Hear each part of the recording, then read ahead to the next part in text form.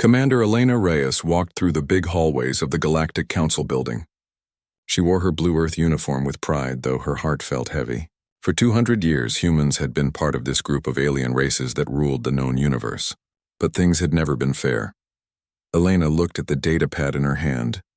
She had proof now, real proof that the Council had lied. The attack on New Eden, a human colony where 5,000 people died, was not done by space pirates. It was planned by the Council itself. "Commander Reyes, the Council is ready for you," said a tall, thin alien with pale blue skin. This was Tix, the helper of High Counselor Zorath. Elena nodded and stepped into the grand chamber. The room was huge, with seats rising up in a circle. Each seat held a different alien from the 53 races that made up the Council. Humans had the smallest seat, tucked away in a corner.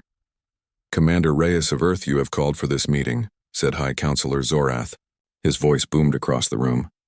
His species, the Vrel, had ruled the Council for 1,000 years. They looked almost like humans except for their golden skin and eyes with no pupils. "Speak your piece." Elena stood tall. She had practiced this speech many times. "High Counselor, members of the Galactic Council, I bring evidence of a great wrong done to humanity." She pressed a button on her datapad. A big screen lit up showing ships attacking the human colony. "These are not pirate ships as we were told. These are Council military vessels with changed markings." A noise of shock went through the room.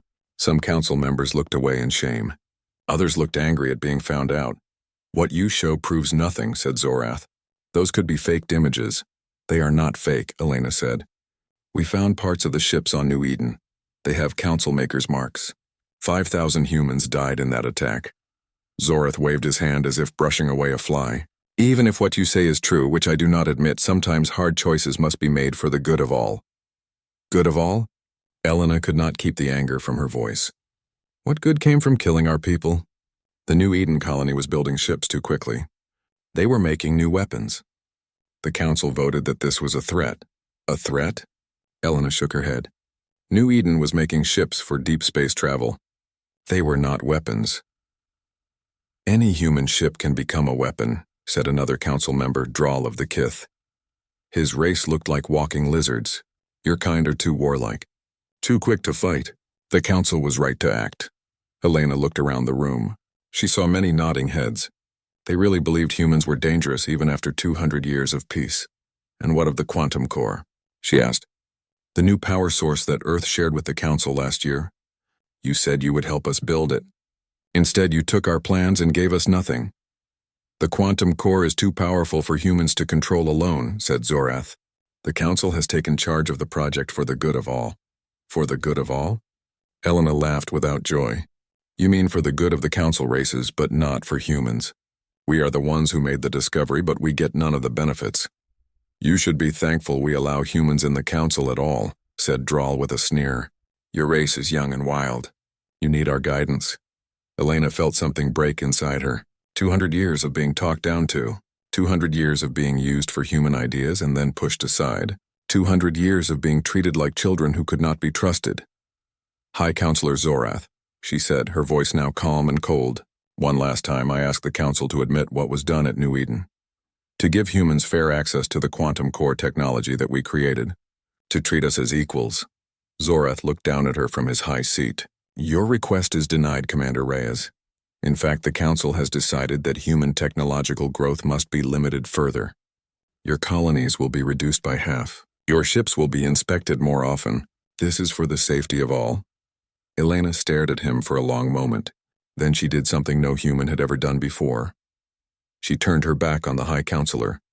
Gasps filled the chamber.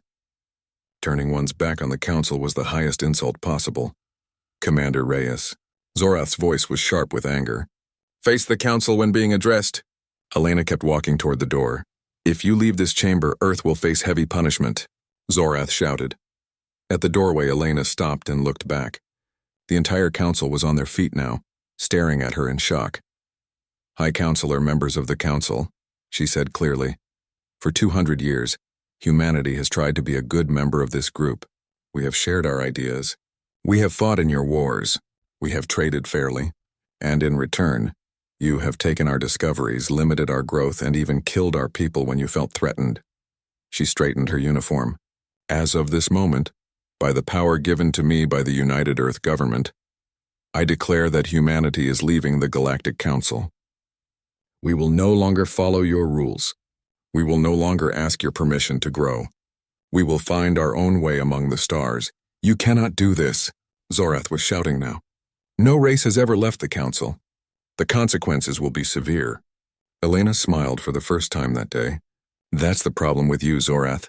You've been in power so long that you cannot imagine anyone saying no to you. She turned again and walked through the door. Behind her, the council chamber erupted in noise. Arguments broke out.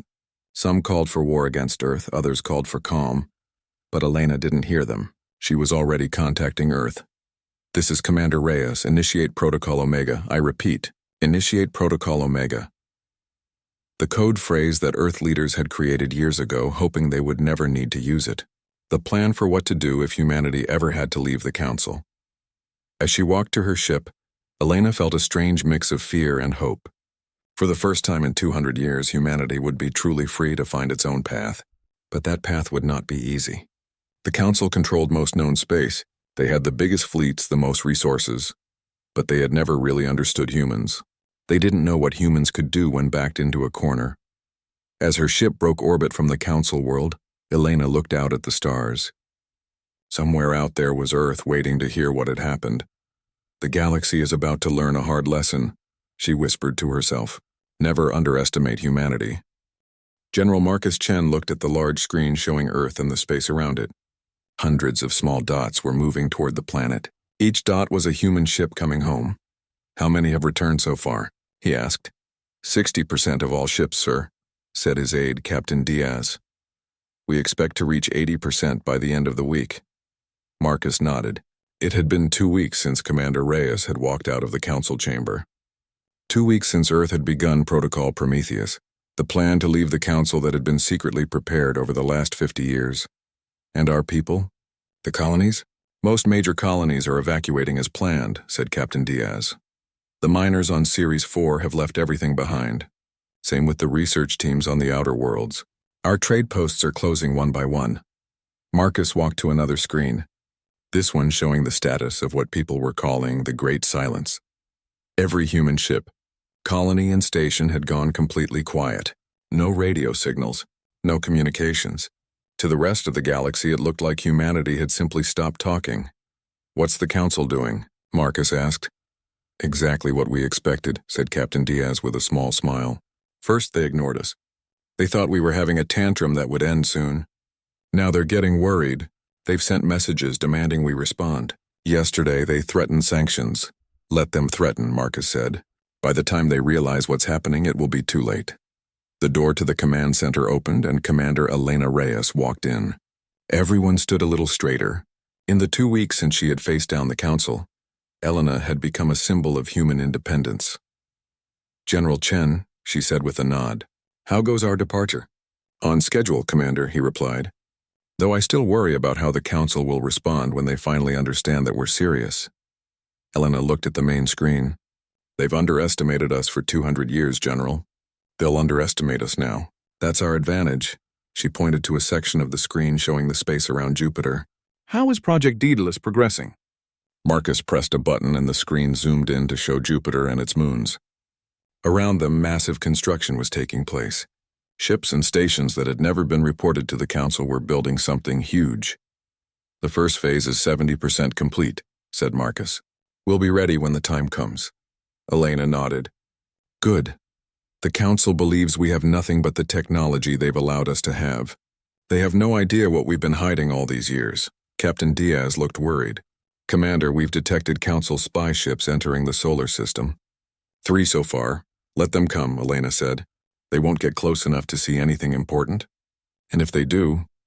She let the statement hang in the air. Marcus understood. After 200 years of being pushed around, humanity was done playing nice. Any council ship that pushed too far would not return home. Commander Reyes, we're receiving a message from New Mars Colony, said a communications officer. They're under blockade. A council fleet is preventing ships from leaving. Elena's face hardened. Send the 7th Fleet to escort our people out. Authorize them to use the new shields, but not the weapons, not yet. We want our people safe, but we're not starting a war. Yes, Commander, the officer said, relaying the orders. Marcus and Elena walked to a quiet corner of the command center. The Council won't let us go easily, Marcus said quietly. They've controlled the galaxy for thousands of years. They won't accept a young race like ours simply walking away. I know, Elena said, but we're not asking permission anymore, General. For 2 centuries, we've played by their rules. We've hidden our true capabilities to avoid frightening them. We've accepted being treated as lesser beings. That ends now. She looked back at the screen showing the returning ships. Did you know that when humans first joined the Council, the Vrel wanted to reject us? They said we were too aggressive, too innovative. The other races convinced them that we could be useful if kept under control. I didn't know that, Marcus said. It was in the original treaty, Elena said. I found it in the old records. For 200 years, they've been afraid of what humans might become if left unchecked. That's why they've worked so hard to keep us down. A lieutenant approached them with a data pad. Commander General, we've lost contact with the Council spy ship near Jupiter. What happened? Marcus asked. It got too close to Daedalus, the lieutenant said. Our security systems activated. Elena took the data pad and reviewed the information. The ship tried to scan the construction site. Our defenses blocked their sensors. Then they tried to move closer and they triggered the gravity net. Will they survive? Marcus asked. Yes, Elena said. The net will hold them in place until we're ready to let them go. They can't transmit and they can't leave, but their life support will work fine. She handed back the data pad. Make sure they're comfortable. When the time comes, we'll release them with a message for the Council. Across the solar system, humanity was in motion. Ships were being refitted with technology that had been kept secret. Colonies were being evacuated or fortified. The giant construction project around Jupiter continued day and night. 6 weeks after humanity's departure from the Council, the first Council delegation arrived at the edge of the solar system.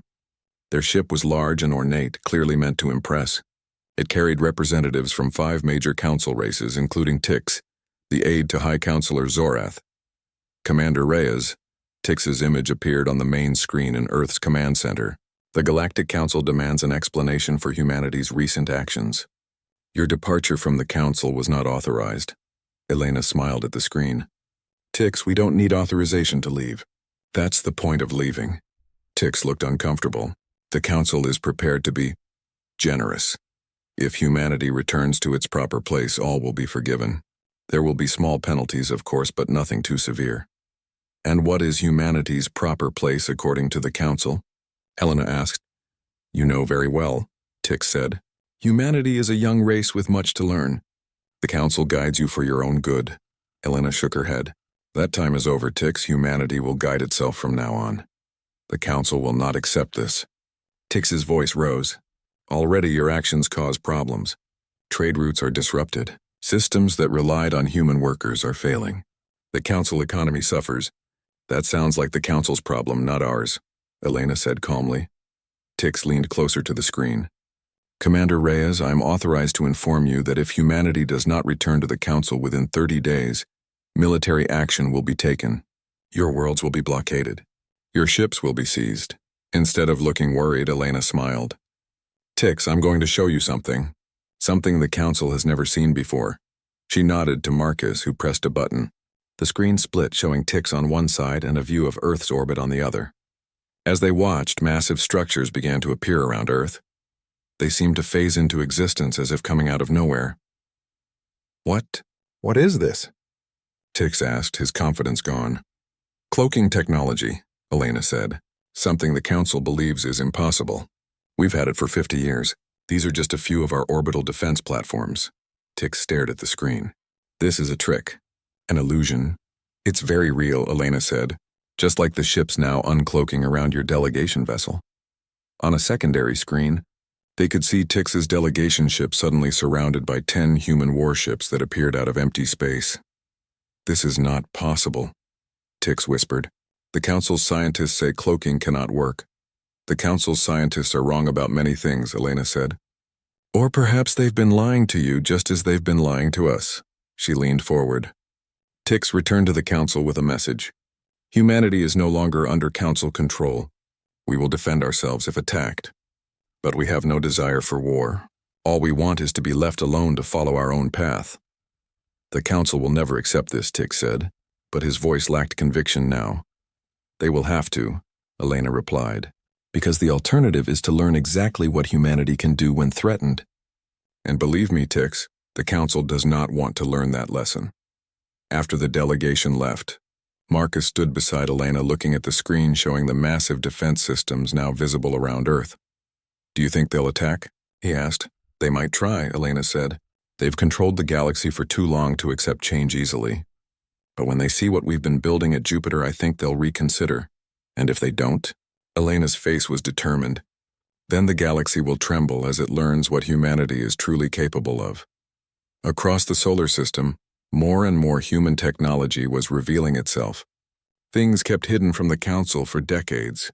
The silent rebellion was no longer silent. Humanity had finally stood up, and the galaxy would never be the same again. High Counselor Zorath paced in his private chamber. 6 months had passed since humanity had walked out of the Council, and things were getting worse by the day. The humans have gone too far, he muttered to his aide. Tix. They cannot simply leave the Council. No one leaves the Council. Tix nodded nervously. Since his visit to Earth, he had been different, quieter, worried. High Counselor, perhaps we should consider allowing them their independence.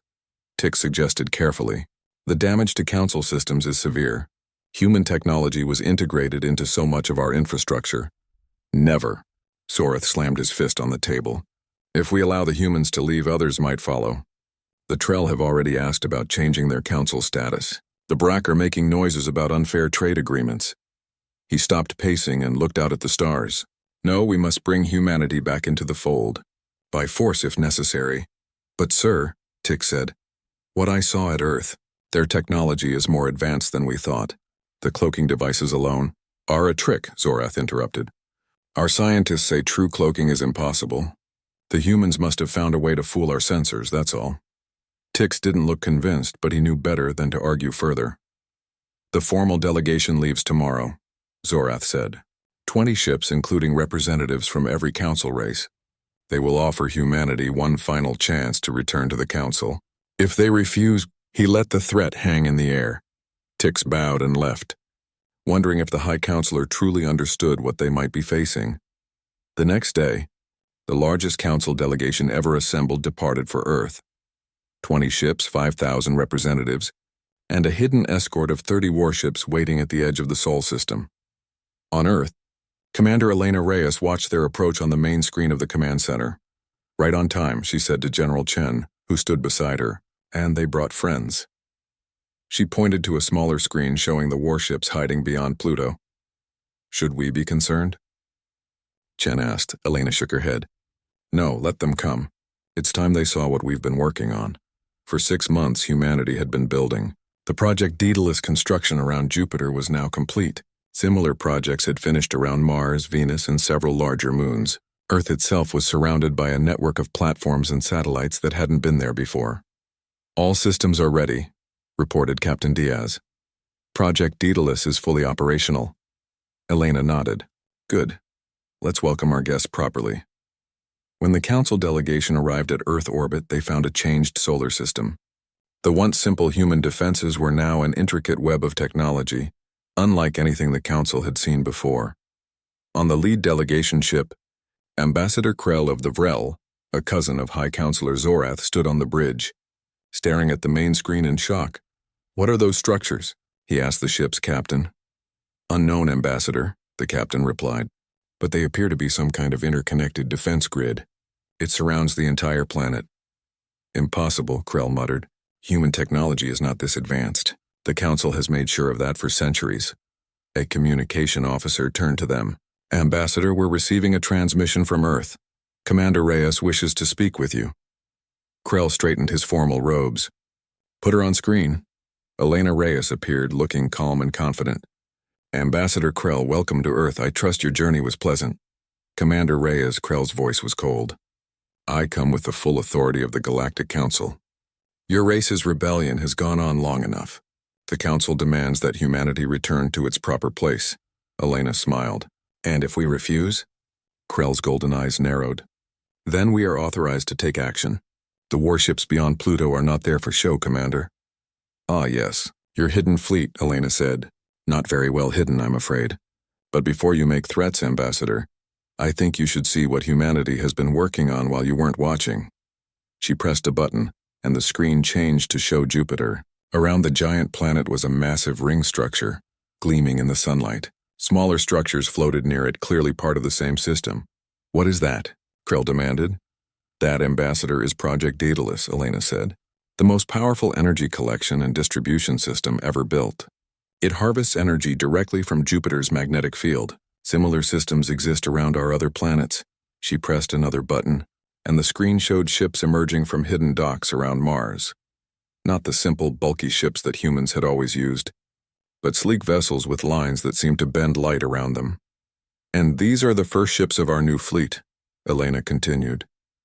Using technology we developed decades ago but kept hidden from the Council. Krell's face had lost some of its golden color. This is not possible. The Council has monitored human technology development for 200 years. You monitored what we wanted you to see, Elena said. While your scientists told us what was impossible, we were building the impossible in secret. She leaned forward. For 2 centuries, humanity has pretended to be less advanced than we are. We've hidden our true capabilities because we knew how the Council treats races it fears. But that deception ends today. On the bridge of his ship, Ambassador Krell felt something he had never experienced before. Fear of humans. Why are you showing me this? He asked. Because I want you to understand what you're facing if the Council chooses war, Elena said. We don't want conflict, Ambassador. We simply want to be left alone to follow our own path. Krell struggled to regain his composure. The Council will never accept this. Your technology violates dozens of Council regulations. Regulations that no longer apply to us, Elena reminded him. We left the Council, remember? She gestured, and the screen changed again to show a different view of Jupiter. A massive ship was emerging from behind the gas giant.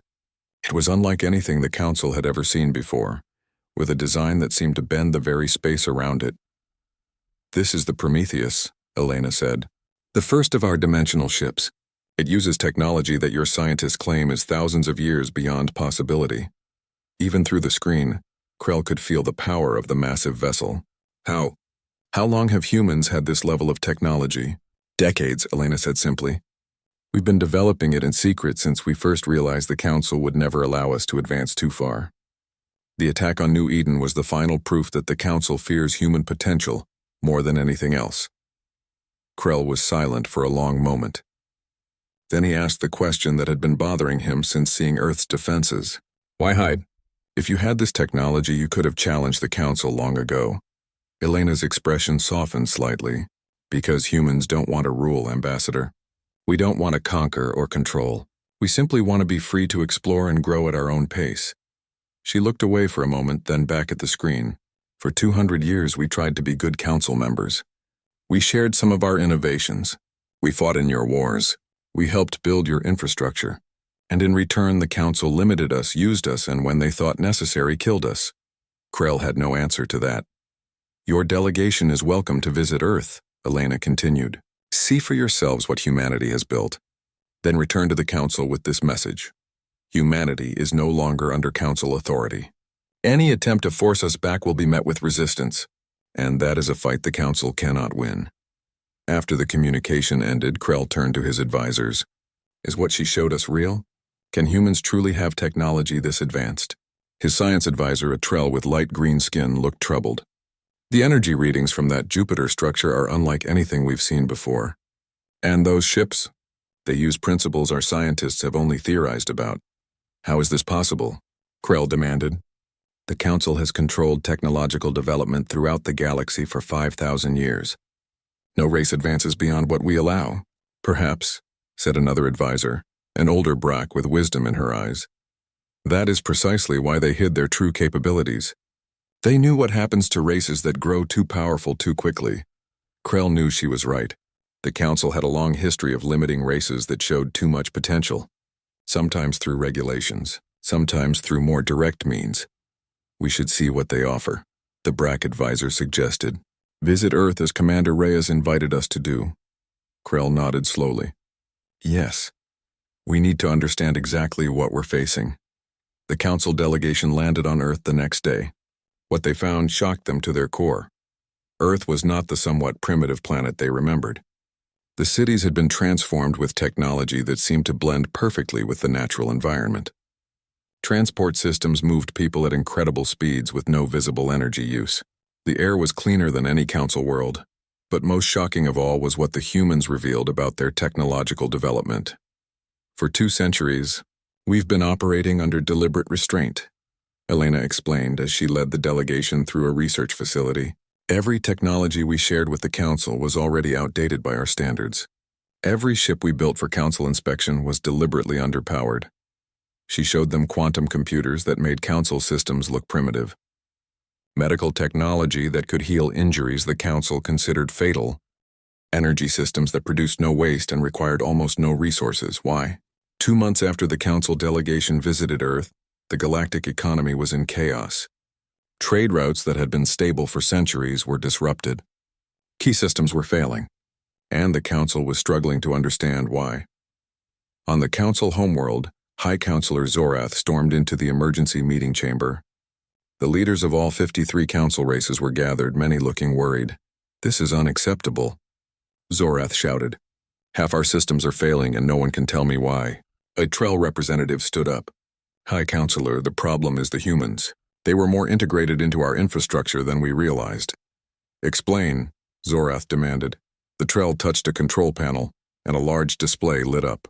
"For the past 100 years, humans have created and maintained many of our key systems. The trade route management software? Human-designed. The translation systems used throughout council space? Human-built. The AI systems that run our planetary defense grids? All human work." Zorath stared at the display in disbelief. "How is this possible?" "The council controls all major technology. Through shell companies," the Trell explained. "Businesses that appeared to be run by various council races, but were actually human-owned. They built our systems with hidden backdoors and fail-safes. When humanity left the council, they activated those fail-safes." Another representative, a Kith, stood up. "It's worse than that. The humans weren't just building our systems. They were making them dependent on regular human maintenance. Without humans to maintain them, they're beginning to fail." Zorath slammed his fist on the table again. "This is sabotage! An act of war!" Ambassador Krell, who had returned from Earth a week earlier, spoke up for the first time. "No, High Councilor. This is the consequence of our own actions. For 2 centuries, we used humans for their technical skills while limiting their advancement. We made ourselves dependent on them. And now they're using that dependency against us," Zorath said bitterly. "They're not attacking us," Krell pointed out. "They're simply no longer supporting us. There's a difference." Before Zorath could respond, the chamber doors burst open. A council security officer rushed in. "High Councilor, we've received reports of rebellion on 12 outer worlds." The room erupted in noise. Zorath had to shout to be heard. "Rebellion? What kind of rebellion?" The officer looked nervous. "Several subject races have declared independence from the council. The Trell mining colonies, the Brack agricultural worlds, the Kith frontier stations. They're all refusing to follow council directives." "Who is leading these rebellions?" Zorath demanded. "They call themselves the Free Worlds Alliance," the officer said. "And they've announced that they're opening diplomatic relations with Earth." Silence fell over the chamber. Zorath's face darkened with anger. So this was the human plan all along, not just to leave the council but to break it apart. Krell shook his head. "I don't think that was their original intent. But our reaction to their departure has shown other races that the council is not as all-powerful as they believed." Reports continued to pour in over the next few hours. More worlds declaring independence, council ships being turned away from formerly loyal systems. And through it all, Earth made no moves against the council. They simply watched and waited. In his private chamber, Zorath met with his most trusted military advisors. "We must respond with force," he insisted. "Send the fleet to these rebellious worlds. Show them what happens to those who defy the council." The head admiral, a Vrel like Zorath, looked uncomfortable. "High Councilor, I must advise against that. Our fleets are compromised." "What do you mean, compromised?" Zorath asked dangerously. "The humans maintained much of our weapons technology," the admiral explained. "Since they left, we've discovered that many of our most advanced systems no longer function at full capacity, and there are reports that human ships have technology that can disable our weapons entirely." Zorath paced the room, his anger growing. "Are you telling me that the mighty council fleet is helpless against these rebels?" Not helpless, the Admiral said quickly, but at a disadvantage, especially if the humans provide technology to the rebel worlds. For the first time in his long life, Zorath felt fear. The Council had ruled for 5,000 years through a careful balance of diplomacy and military threat. If that military threat was no longer credible, find a solution, he ordered. I don't care what it takes. The Council will not fall during my rule.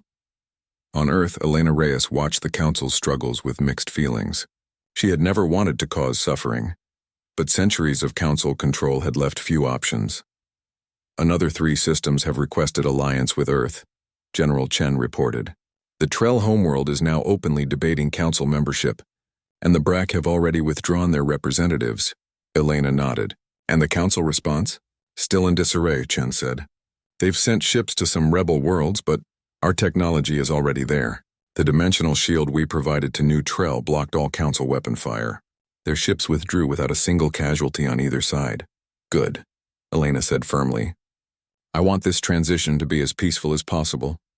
Captain Diaz entered the command center with a datapad.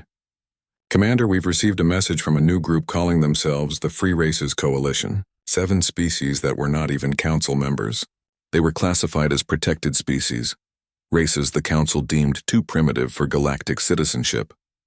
Elena took the datapad. They want our help? Yes, Diaz said. They say the Council has been deliberately keeping them from advancing for over 1,000 years, limiting their technology, preventing them from developing space travel. Elena wasn't surprised. The Council had tried to do the same to humanity, but Earth had been too far from the galactic center to control completely. Send a diplomatic team, she ordered. Offer them the same technology package we're providing to the Free Worlds Alliance. No weapons, but defensive systems, energy production, and medical technology. Chen looked concerned. The Council will see this as further provocation. The Council needs to understand that the days of keeping races in their place are over, Elena said firmly. Every species deserves the right to develop at their own pace without artificial limitations. 3 months after humanity's revelation of their true technological level, nearly half the galaxy was operating outside Council control. The Free Worlds Alliance had grown to include 27 former Council worlds. The Free Races Coalition had expanded to 15 previously protected species. And at the center of it all was Earth providing technology, support, and protection. The Council, desperate to regain control, finally took direct action. A fleet of 100 ships, the largest the Council had ever assembled, approached Earth orbit.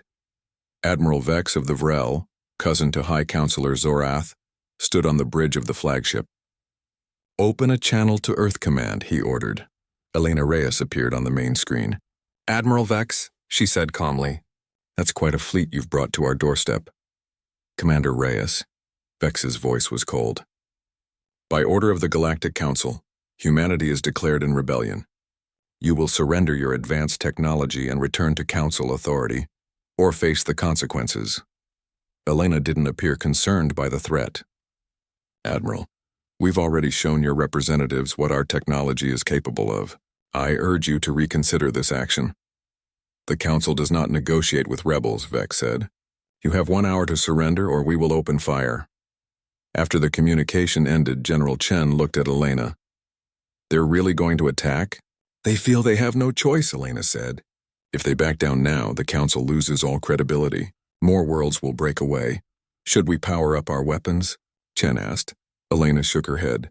No. Activate the dimensional shield, but no offensive measures. I want to show the galaxy that humanity doesn't need to fire a single shot to defend itself. When the Council fleet opened fire an hour later, something remarkable happened. The massive energy blasts from 100 warships hit Earth's dimensional shield, and simply vanished. No explosion, no impact, nothing. It was as if the attacks never happened. On the bridge of the Council flagship, Admiral Vex stared at the sensors in disbelief. What's happening? Where is our weapon energy going? Unknown, Admiral, his science officer reported. It seems to be.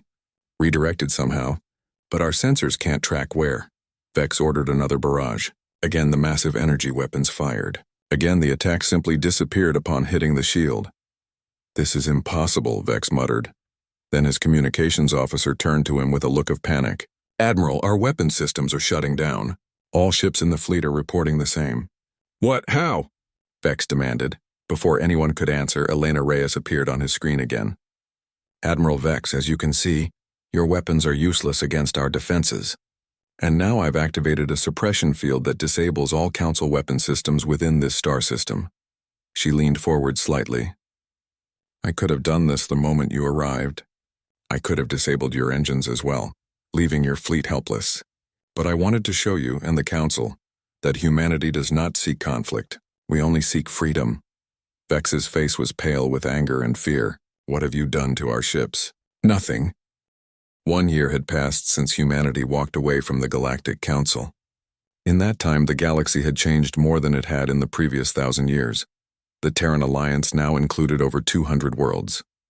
Former Council races, protected species, and even newly discovered civilizations had joined together in a union based on equality, rather than control.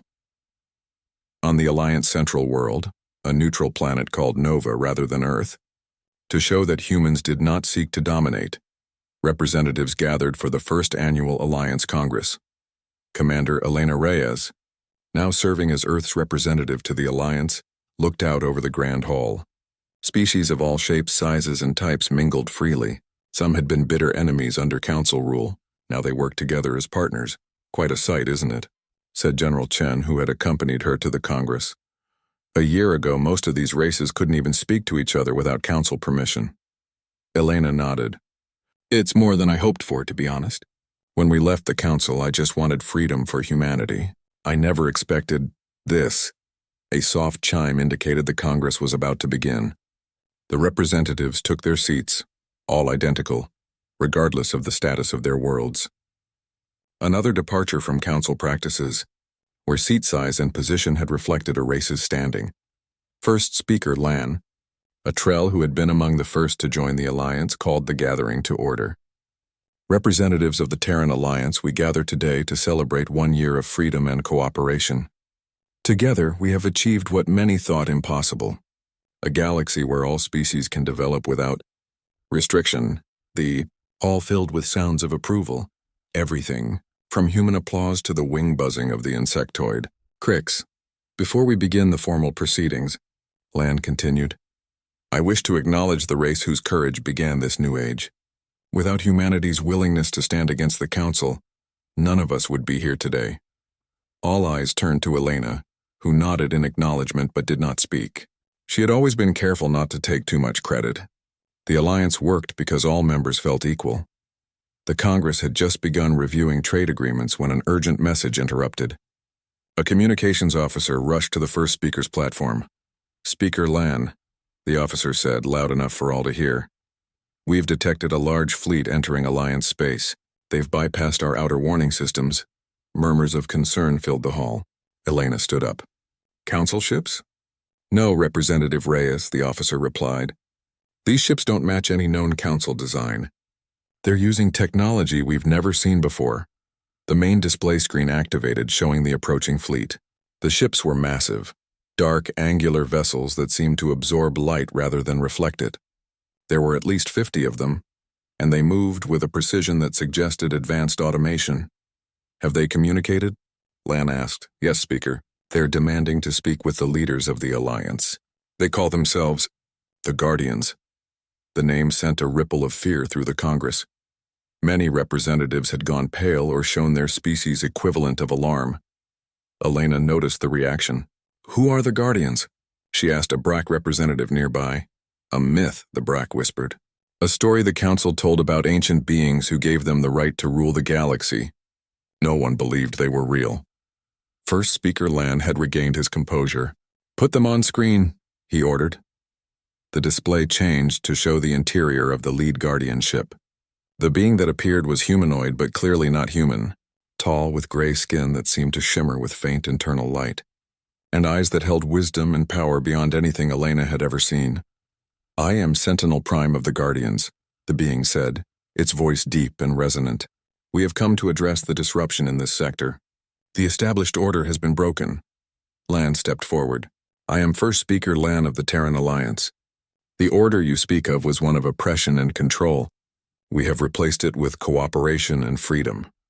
Sentinel Prime's expression did not change. The Galactic Council was established by Guardian Directive 5,000 years ago to maintain stability in this region. Its authority comes from us. Elena moved to stand beside Lan. And what gives you the right to impose your will on free beings? The Guardian studied her for a moment. You are human. The species that began this disruption? We began nothing, Elena said firmly. We simply refuse to accept limitations placed on us by others. Every species has that same right. Dangerous thinking, Sentinel Prime replied. Uncontrolled development leads to chaos and destruction. We have seen it happen in thousands of galaxies over millions of years. Another Guardian appeared beside the first. This one appeared older with deeper lines on its gray face. The Council was our solution. A local authority to maintain our protocols without requiring our direct intervention. Elena felt a cold realization.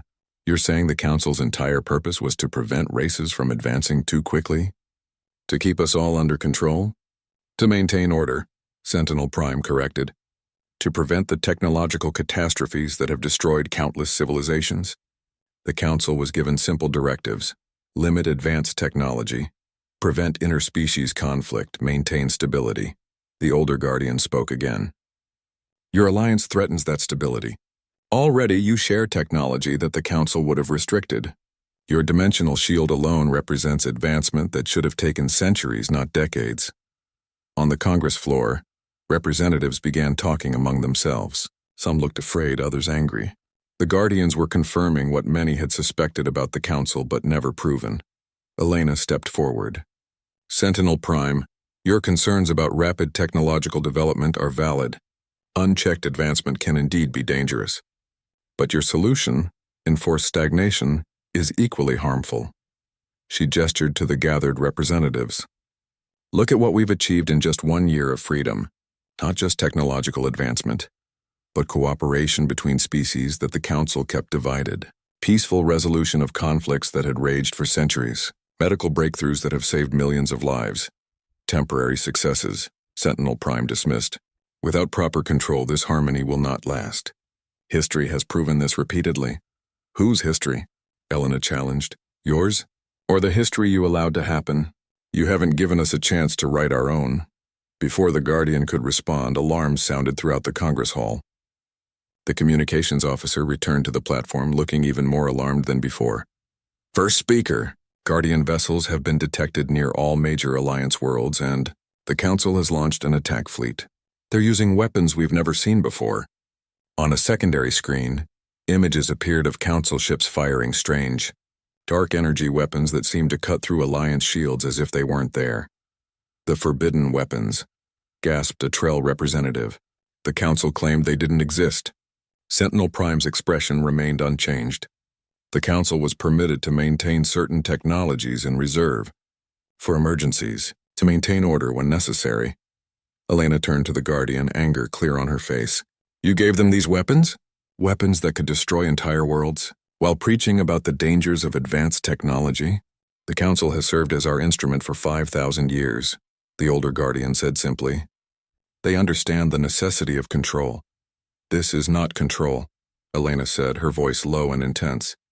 This is tyranny, and humanity will not accept it. Neither will the Alliance. She turned to General Chen, who had moved to a communication station. General, activate Protocol Prometheus Prime. Authorization Reyes Alpha 7. Chen looked surprised. Commander, are you certain? That's our last resort option. I'm certain, Elena said firmly. The Council and their Guardian Masters have shown their true colors. It's time we showed ours. As Chen transmitted the coded message, Elena turned back to the Guardian on screen. Sentinel Prime, you believe you understand humanity. You believe you understand all the races in this galaxy. But you've been watching us through the distorted lens of the Council for too long. Sentinel Prime tilted his head slightly. What do you mean, human? I mean that Protocol Prometheus Prime is not a weapon, Elena said. It's the final unveiling of what humanity has been working on for the past century. Technology we hid from the Council and therefore from you. On screens around the Congress Hall, images appeared from across Alliance space. Massive structures hidden within gas giants, within stars, within the fabric of space itself, began to activate. Energy patterns unlike anything seen before spread from world to world, system to system. What is this? demanded Sentinel Prime, showing emotion for the first time. Concern. This is the true shield of humanity, Elena explained. Not just a defensive system for one planet, but a network that spans the galaxy. A system that can neutralize any weapon, block any attack, and prevent any unauthorized use of force. As she spoke, reports came in from Alliance worlds under attack. The Council's forbidden weapons were failing. Their ships were powering down. The attacks had been stopped without a single shot fired in return. Impossible, the older Guardian whispered. Such technology should be beyond any race at your stage of development.